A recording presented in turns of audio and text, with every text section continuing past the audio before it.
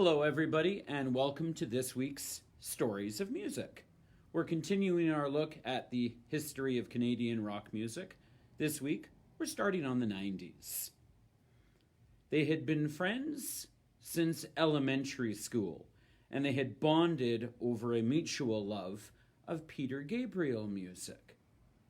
Both counselors at a music camp as teenagers, they discovered that their musical talents really blended together very well. So when Stephen Page had an extra ticket to a Bob Dylan concert, he invited his friend, Ed Robertson, to come along. However, they got bored during the concert, and to amuse themselves and pass the time, they pretended to be music critics, criticizing Dylan's backup band, as well as making up fictional band names for themselves. A few weeks later, Ed Robertson got a call confirming a gig with his cover band. There was a small problem, however.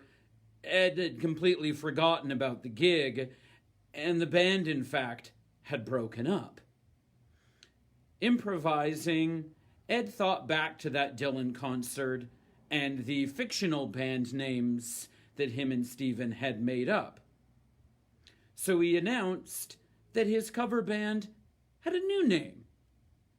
They were now known as the Barenaked Ladies. Only then did he call Stephen up and ask him if he wanted to do the gig. Amazingly enough, Stephen agreed. They arranged for 3 rehearsals for each other and missed all 3 of them. They played the gig anyway, which happened to be a battle of the bands at Nathan Phillips Square in Toronto. But rather than competing with the rest of the bands, they actually played while the other bands set up their equipment, playing every song they knew, probably a couple that they didn't. But they must have been impressive anyway, because they were invited to open for another band the following weekend. They arranged another 3 rehearsals, and guess what? They missed all 3 of those as well.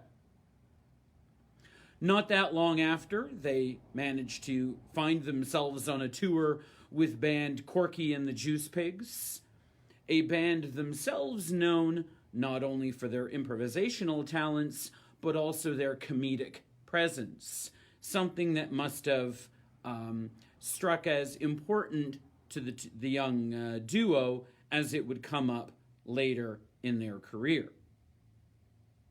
A series of demo tapes followed, and they found themselves back in Toronto at the corner of Queen and John Street in the Much Music building. Remember Much Music from last week?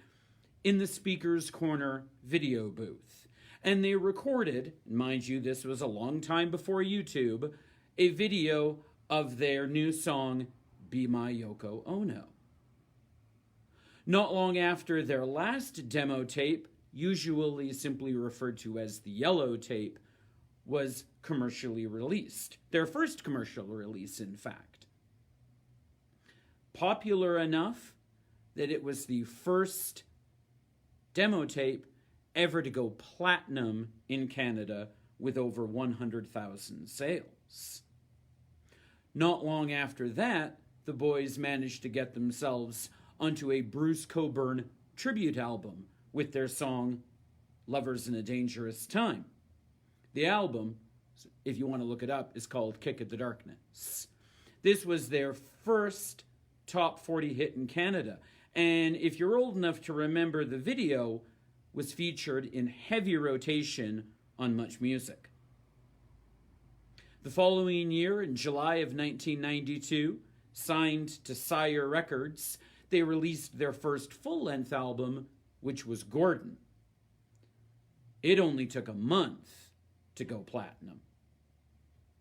Throughout the decade, they've had various successes, both in Canada and the United States, including heavy rotation with their video for The Old Apartment, which was directed by Jason Priestley, and it also allowed them to be featured on the TV show Beverly Hills 90210. Now, the Barenaked Ladies have been known for a number of things over the following years.